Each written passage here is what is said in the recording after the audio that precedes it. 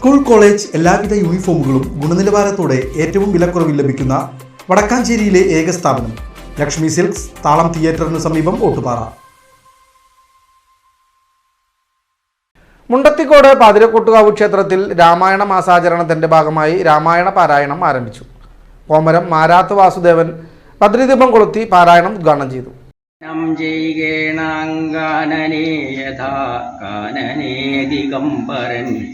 വാരിജോത്ഭവമുഖ വാരിജവാസേ ബാലേ വാരിധീ തന്നിൽ തിരമാലകളെന്ന പോലെ ഭാരതീ പദാവലി തോന്നണം കാലേ കാലേ വാരാതെ സലക്ഷണം മേന്മേൽ മംഗലശീലേ.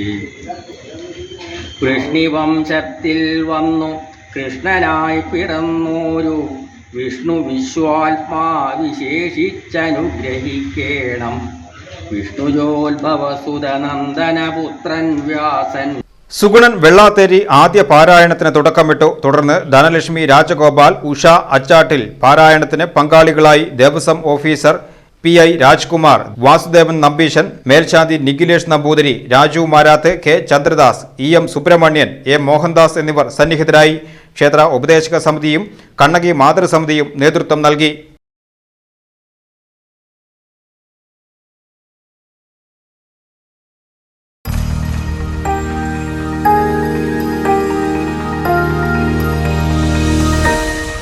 You are watching VCV News.